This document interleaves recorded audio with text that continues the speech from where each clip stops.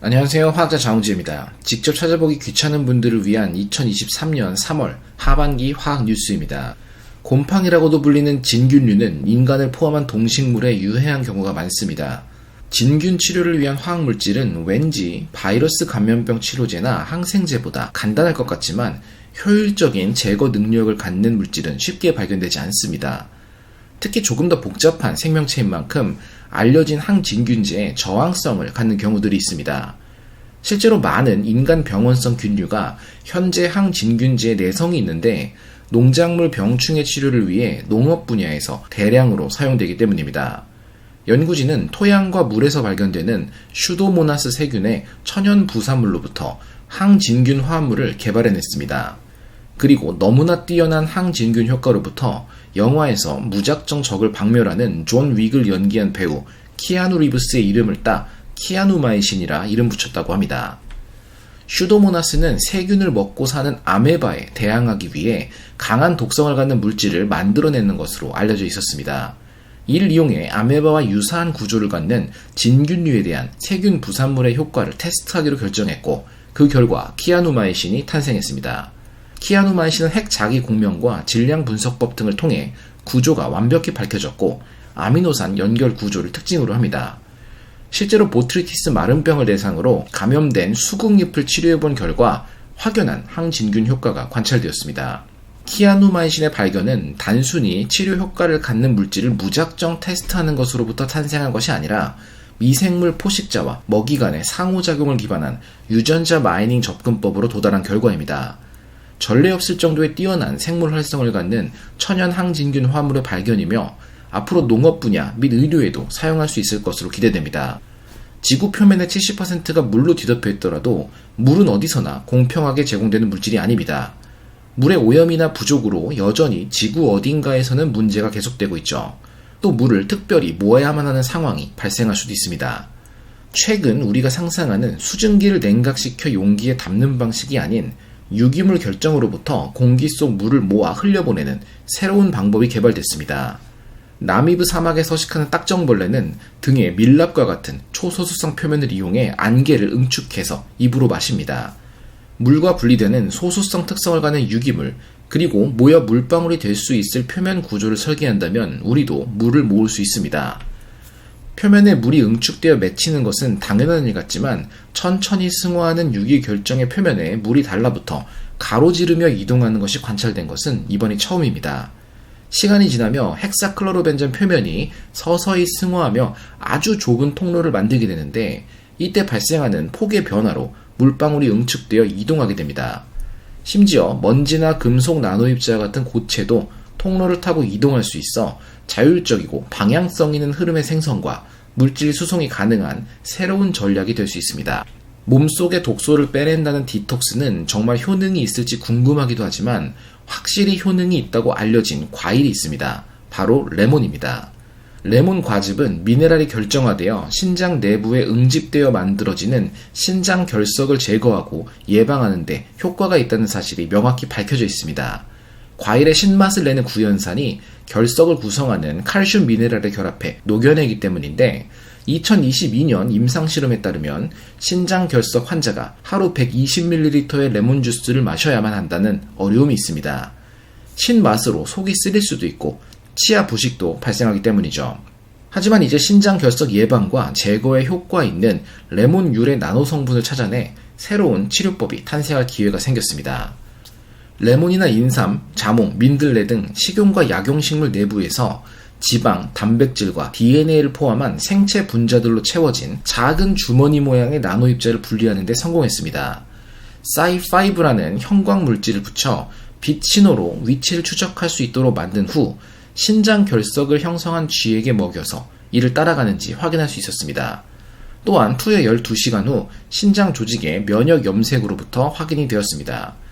신장 결석의 원인인 칼슘 농도 검증으로부터 산화칼슘 주입 후 세포질과 미토콘드리아에서 증가하던 칼슘의 농도가 레몬 나노주머니에 주사 이후 감소하게 된 것을 확인할 수 있습니다. 세포 속에도 칼슘 무기물 덩어리가 형성되지 않는 것도 역시나 검증이 되었죠. 추가 분석 결과 레몬 나노 주머니는 경구 투여 이후 신장으로 이동해 칼슘 결정이 세포에 달라붙는 것을 완화하는 방식으로 작동합니다. 지금까지대로라면 매우 희망적으로 보이지만 아직 실제 치료에 사용하거나 약으로 판매되는 것까지는 많은 과정이 남아 있습니다.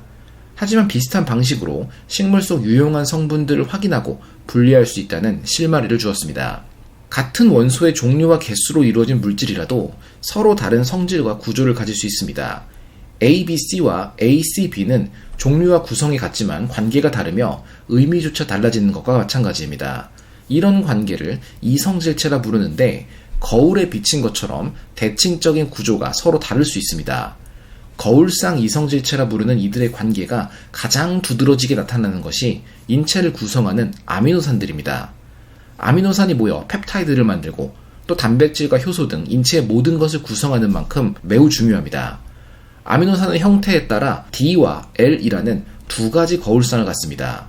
초기 지구에선 이 둘 모두가 만들어졌으며 지금도 둘 모두 존재하는 구조지만 인간의 몸을 구성하는 아미노산은 D세린과 D아스파르트산을 제외하고는 모두 L형입니다. 왜 L만으로 인체가 이루어져 있는지는 생명의 탄생을 연구하는 사람들에게도 흥미로운 주제입니다. 아미노산이 아닌 DNA나 RNA의 경우에도 D와 L의 거울상이 존재합니다. 특히 ddNA나 dRNA의 짧은 사슬인 디올리고 뉴클레오타이드들은 유전자 치료에 사용되고 있습니다. 그런데 뉴클레이즈라는 핵산 분해 효소들에 의해 파괴되죠. 반면 L올리고 뉴클레오타이드는 이에 저항하는 능력이 있어 최근 관심받고 있었습니다.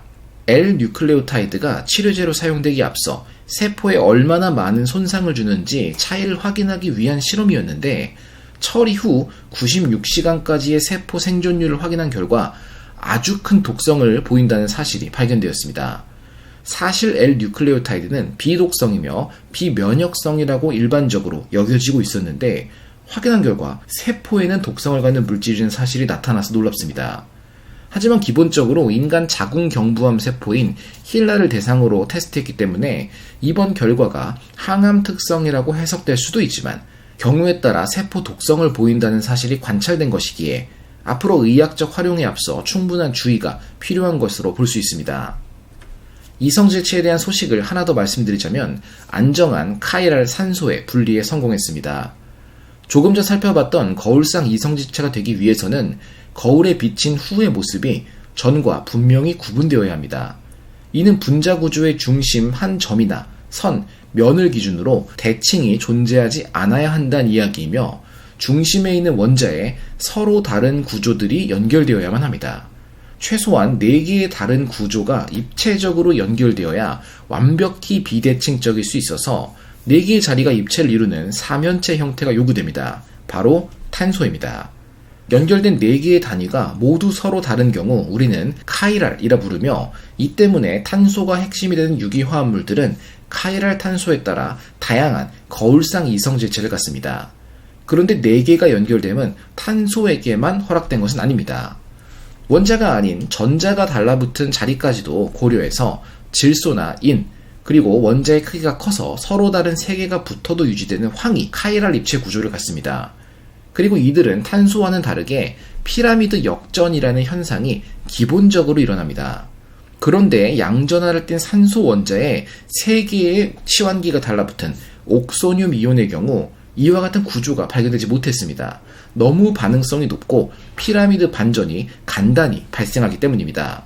연구진은 강한 바람에 뒤집히는 우산과 같은 옥소늄을 견고하게 유지하기 위해서 5원자 및 7원자 고리로 함께 묶인 방향족 치환기의 중앙에 부착된 산소를 이용해 입체성을 잃지 않은 안정한 옥소늄을 만드는 데 성공했습니다. 확인된 안정성은 상온에서 무려 1달 이상의 반감기였고 낮은 에너지 조건을 유지한다면 안정성이 무한히 유지된다는 것과 같습니다. 카이랄 옥소늄의 형성이 지금 단계에서 완전히 새로운 화학 반응을 의미하진 않습니다.